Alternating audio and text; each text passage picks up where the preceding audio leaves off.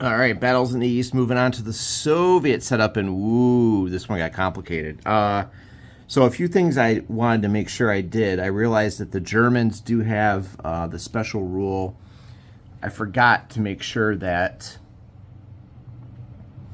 Remember that the units in the 4th and 2nd armies must cover the frontline hexes with units or ZOCs.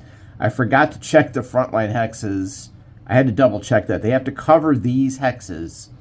So I did go back, ignore the poker chips. This is the Russian stuff that I had to check on. I wanted to make sure I did cover the hexes, so that's a legal setup. That's a ZOC, that's a ZOC. And then that did force me to spread out down here. So that did answer my stacking spread out question that I had. Now the Soviets, they're starting to set up. We've got the 49th, 50th, and the 3rd and the 13th are going to be on the board to start. So I have to gather all these units, and they also have a front line here, 0702 to 0711 for the 49th that I have to cover. Remaining units deploy within 5 of the HQs such that all frontline hexes are occupied or in a ZOC. So I've marked the front line here. I'm assuming it goes between here, I think.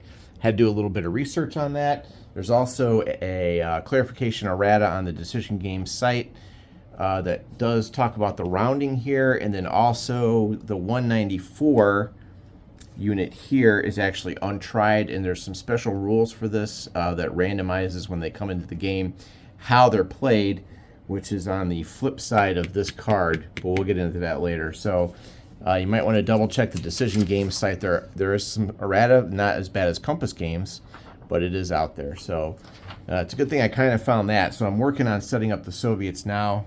A little bit confusing because for the Germans, it tells you, it was nice and precise because it tells you how many to grab, right? It would say like this, blah, blah, blah, 3 units. So you go through and you do it, and then I double checked the reinforcement list, and everything calculated properly. But then I got to the Soviets, and it just says this, and then it goes remaining units.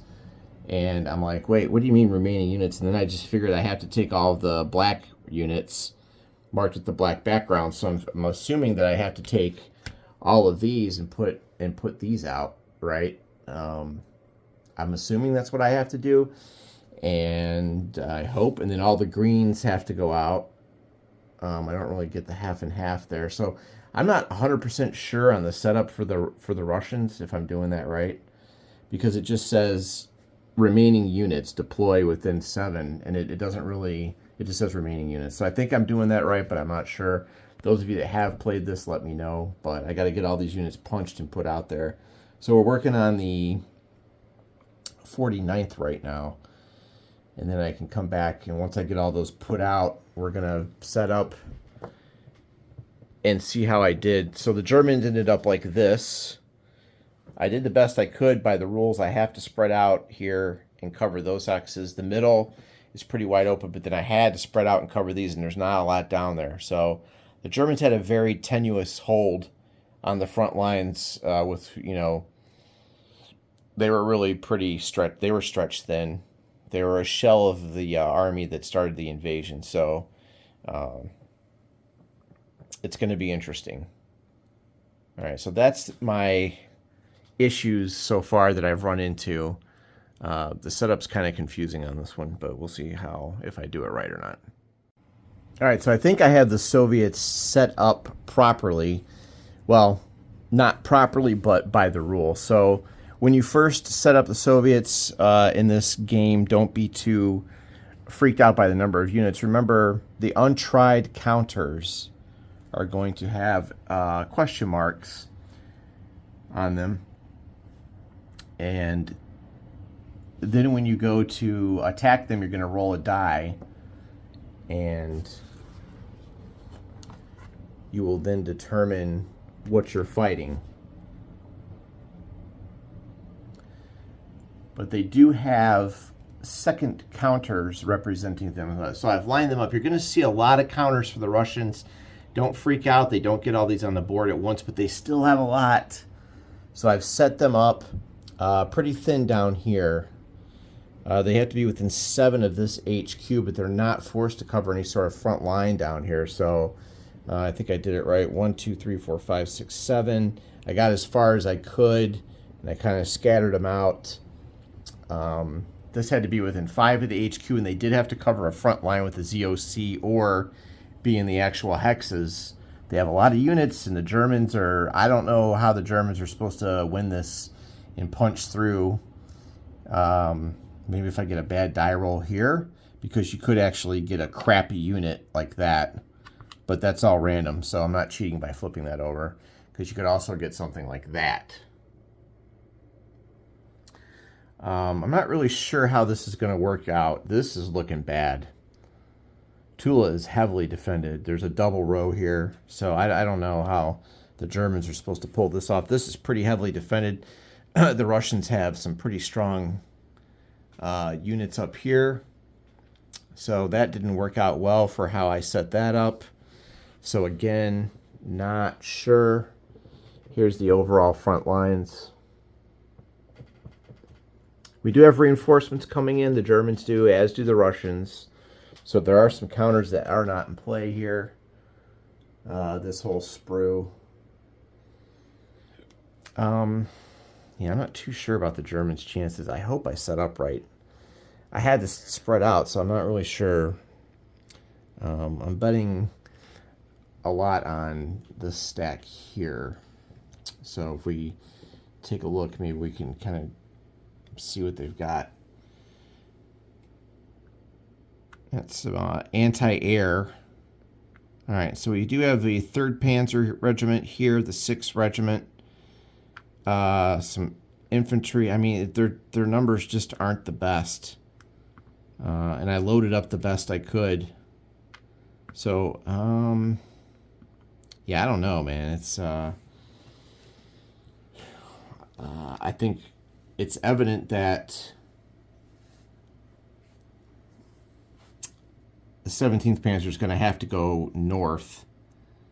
I really have to figure out where I want to send this stack, because this is a good stack, but I don't have much time. I think, and here's von Schwepp, so I just don't know. The HQ's got a range of 7 for supply. Yeah, I don't know. It's this is kind of brutal. So they have some stuff in the back. In terms of the reinforcements they get, I'll have to take a look and see what comes in. Let me zoom out. So over here in the center, maybe we can get something cooking off. The 10th motorized is here, 227. I put a large stack here to immediately cross the river and try to get into the back area. There's a 227 18th Panzer. There's a 101st Regiment, 52nd Regiment, and 18th Panzer Regiment. This stack is not too bad. And I've assigned them some anti-air flak, whatever you call that. The game listed as flak, but I think it's meant to be used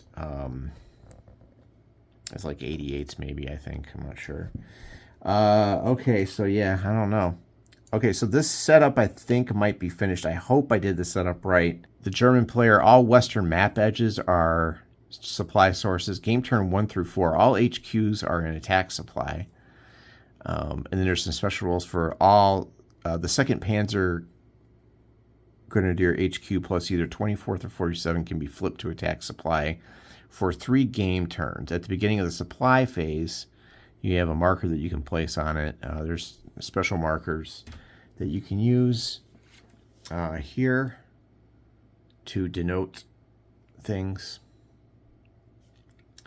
So I'm not 100% sure how that works. There are out of supply markers as well if things go bad. So that's the Soviet setup. So if you know of any, if I screwed that up or what, please let me know. Thanks.